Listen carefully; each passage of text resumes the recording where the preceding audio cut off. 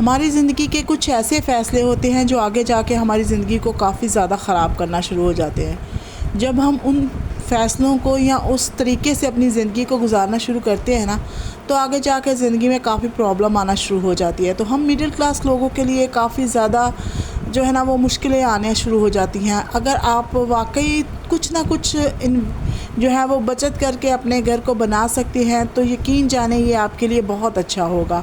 इस हैबिट से आप अपने घर को और अपने आने वाली ज़िंदगी को और अपने बच्चों के मुस्तकबिल को किस तरह से सिक्योर कर सकते हैं। तो आज का मेरा जो टॉपिक है वो इसी पर है। तो कैसे हैं? उम्मीद है खुदा उनके फजलो करम से खैरियत से होंगे और शुक्र है खुदा उनका मैं भी खैरियत से हूँ। तो यहाँ जी बच्चों का सुबह सुबह ब्रेकफास्ट बन रहा था, क्योंकि बच्चे कभी ब्रेड खाते हैं तो कभी जो है ना वो पराठे की भी फरमाइश करते हैं। तो अक्सर मैं उनको ना ज़्यादातर तो सुबह खिला के भेज देती हूँ। इससे ये होता है कि बच्चे लंच बॉक्स में अक्सर खाना नहीं खाते, तो वो फिर ना ख़राब होना शुरू हो जाता है और फिर वो किसी काम का भी नहीं रहता। और दूसरा ये कि बच्चे अगर खाली पेट स्कूल जाएंगे ना, तो उनको सुस्ती आ रही होती है और फिर उनका पढ़ाई में भी बिल्कुल भी दिल नहीं लग रहा होता। तो इसलिए ना मैं इनको थोड़ा सा ऐसा नाश्ता करवाती हूँ जो कि थोड़ा सा इनके लिए इजी हो जाए, कि ये 12 बजे तक जो है ना वो उनको भूख भी ना लगे और इनका पेट भी भरा रहे और ये स्कूल में भी सुस्त ना हो।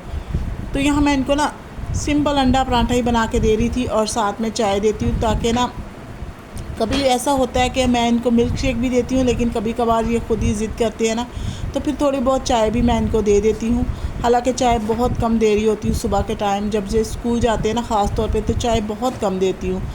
तो बाकी हम लोग अपने पॉइंट पे चलते हैं कि किस तरह से हमें जो है ना वो कतरे कतरे से दरिया बनता है। मेरी माँ की ये बात मुझे बहुत अच्छे से याद है कि एक दफ़ा हम लोग ना चने के खेत में, क्योंकि मैं गांव से बिलोंग करती हूँ, तो हम लोग ना चने के खेत में चने जो है ना वो निकाल रहे थे, खेतों से चुन रहे थे। तो उस तरह से ना मैं बहुत छोटी सी थी, तकरीबन 4-5 या 7 साल की होंगी, तकरीबन इतनी ही थी कि मुझे बस उस बात को इतना ज़्यादा मेरे अंदर गहराई कर गई कि आज तक मुझे अपनी माँ की वो बात बहुत अच्छे से याद है। कि मैं कह रही थी कि मम्मा आप ये क्या कर रहे हो। मैं अपनी मम्मी को माँ कहती थी ना, तो मैं कह रही थी माँ कि क्या कर रही हो, ये इतना इतना सा जमा करी, उससे क्या होगा। तो मेरी माँ ने मुझे बोला था कि कतरे कतरे से दरिया बनता है। तो उस चीज़ को जो है ना वो मैंने अपने दिल और दिमाग में इस तरह से बिठा लिया है ना कि वाकई ऐसा होता है। कि हम लोग तो सोच रहे होते हैं कि कुछ थोड़ा थोड़ा जमा करने से हम लोग सिर्फ अपनी जो है ना वो अपनी बचत को बस यही सोच रहे होते हैं, इस इतने से क्या होगा, इतने इतने पैसे से या इतने इतने हम लोग कंजूसी कर रहे हैं तो इससे क्या होगा। तो मैं कंजूसी करना नहीं सिखाऊंगी आपको, क्योंकि जब आप हेल्दी खाओगे तभी आप जो है ना अपने बच्चों को हेल्दी खाना खिलाओगे, तब आप डॉक्टरों से बचेंगे, तब आप जो है ना वो बीमारियों से बचेंगे। और उन चीज़ों पे पैसा इन्वेस्ट करने की बजाय अगर आप अपने बच्चों की अच्छी खुराक पे तवज्जो देते हो ना, तो आपको डॉक्टर के पास जाने की ज़रूरत ही नहीं पड़ती। और बाकी खुदा खैर करे कि खुदा किसी के बच्चों को भी ऐसी कोई परेशानी ना हो। लेकिन ये छोटी मोटी जो चीज़ें हमारी ज़िंदगी में चलती रहती है ना, इनसे बचने के लिए हमें ना थोड़ा सा अपने बच्चों की हेल्दी खुराक पे जो है ना वो गौर करना चाहिए, ताकि हमारे बच्चे ना अच्छे से खाएं पिएं और उनके अंदर जो विटामिन्स की कमी होती है, आयरन की कमी होती है, वो नहीं हो और वो अच्छे से ग्रो कर सके। तो मैं ना अपने बच्चों को हेल्दी से हेल्दी खाना जो है ना वो प्रेफर करती हूँ। और आपसे भी यही कहूँगी कि अपने बच्चों को यहाँ बाहर की चीज़ें ला के देने से बेहतर है कि आप खुद बना के दो, या फिर आप फ्रूट्स खिलाओ, या फिर आप अच्छी चीज़ें खिलाओ, डब्बे का जूस, या फिर जो बाहर की ऐसी चीज़ें होती हैं ना वो खिलाने से बहुत ज़्यादा मैं अपने बच्चों को ना परहेज़ करवाती हूँ। जो कि निम्को वगैरह भी होते हैं और ऐसी चीज़ें मैं बिल्कुल भी पसंद नहीं करती हूँ।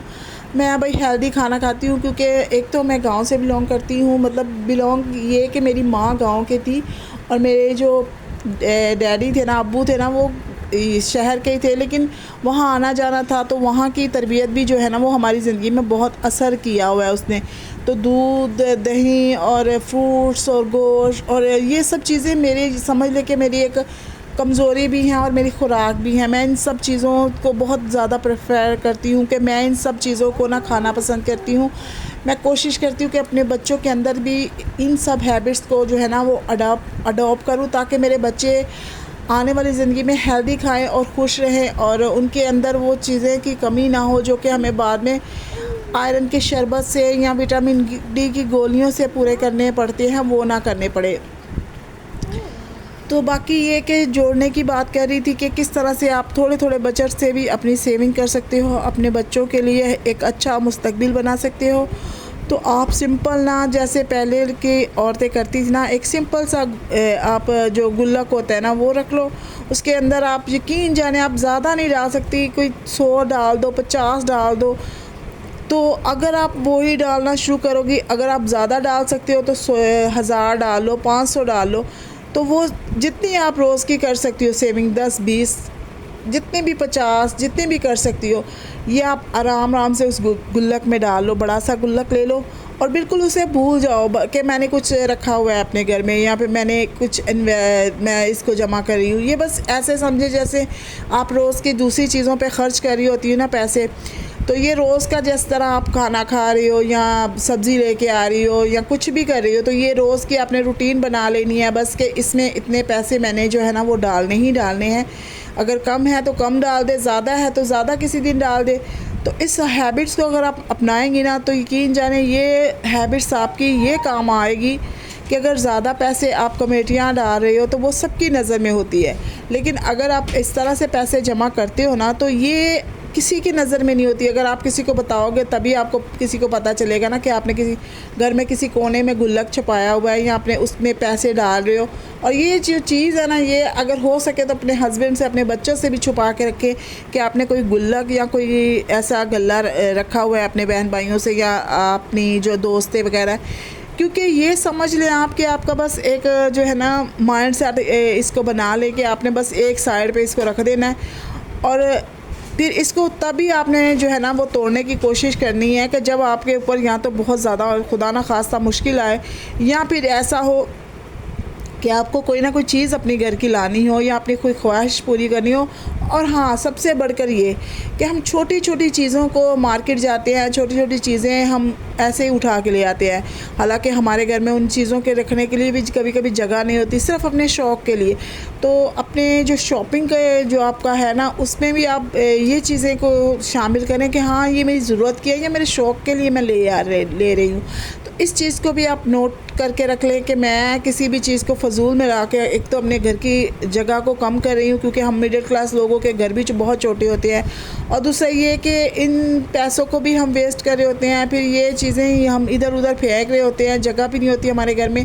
और दूसरा ये कि हम फिर इसको इतनी मतलब पैसे भी बर्बाद कर रहे होते हैं, ये बिल्कुल फ़जूल होती है। तो फ़जूल की चीज़ें ख़रीदने से या अपने शौक़ के लिए 1-2 दिन आप वो चीज़ लेके आएंगे, उनको रखेंगे, लेकिन बाद में आप उनको ज़ाया कर देंगे। तो इन सब चीज़ों से ना बचें। बिजली का बिल है, उसका भी सेविंग करें कि जहाँ आप जा रहे हो वहाँ पे लाइट जलाओ, जहाँ ज़रूरत है वहाँ पे जलाओ। नहीं है वैसे तो कराची में और पाकिस्तान में बिजली वैसे ही बहुत कम आ रही होती है, तो इतनी सी बिजली को भी आप अच्छे से यूज़ करो कि आप अपने काम जो है ना वो बिजली के तरीके से करो कि कौन सी टाइमिंग में मुझे कौन सा काम करना है। गैस भी अब तो ऐसे ही आ रही है कि बस समझ लो कि ज़रूरत ही इंसान की पूरी हो रही है, ज़ाया तो होने वाला कोई काम नहीं है। लेकिन फिर भी बिल इतने ज़्यादा आते हैं कि हम लोग परेशान हो जाते हैं। लेकिन अब थोड़ी सी चीज़ को आप अगर इनको भी कंट्रोल में रख लोगे ना, तो आपके लिए बहुत ज़्यादा जो है ना वो हेल्प हो जाएगी आपकी। और दूसरा ये कि आपके घर में बचत भी होना शुरू हो जाएगी, आपकी ज़िंदगी में सुकून आना शुरू हो जाएगा,